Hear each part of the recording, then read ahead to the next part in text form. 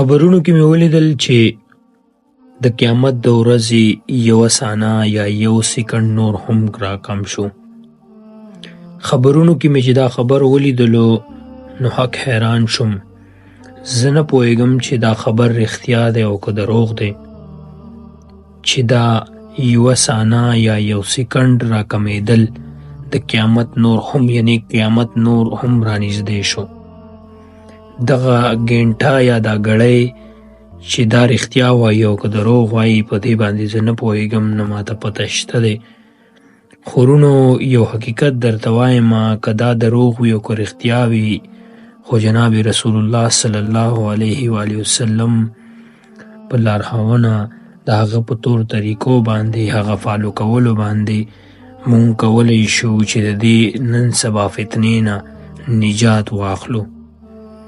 دا یو ډېر تریخ حقیقت دی چې قیامت به لازمي راځي، قیامت راتلونکی دی.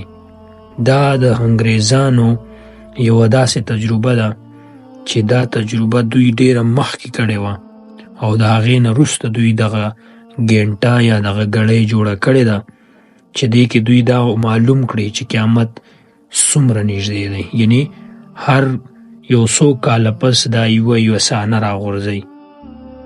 نو درونو دا یو ډېر تریخ حقیقت دی او په دې باید مونږ پوه شو که دا ګړۍ رښتیا وي او که رښتیا نه وي.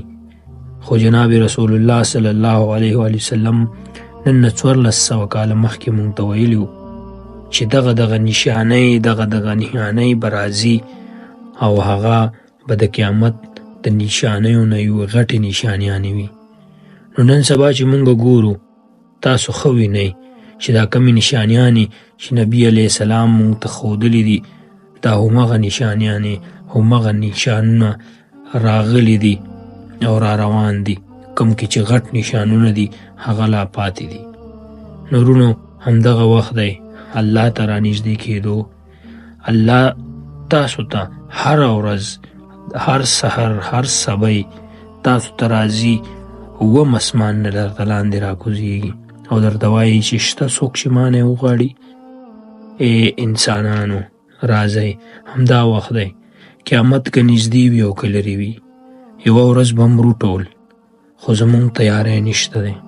لکه څنګه چې یو ماشوم زی امتحان ورکوي او امتحان ته هغه اول نه تیاری کوي او د دې تیاری کې چې څه هغه ته سوالونه جوابونه راځي، هغه د هغې جواب ورکوي. خو مونږ هیڅ تیاری نه دی کړی. مونږ به څنګه الله ته جواب ورکوو؟ کوم مونږ چې تا د بلستن نه اوچت نه کړي، تا ترجمه ته به ونه ځي، هغه مونږ به تا څنګه د جهنم نه یا د دوزخ نه جنت ته بیایي. همدغه وخت دی ورونو، راځئ الله راضي کړئ.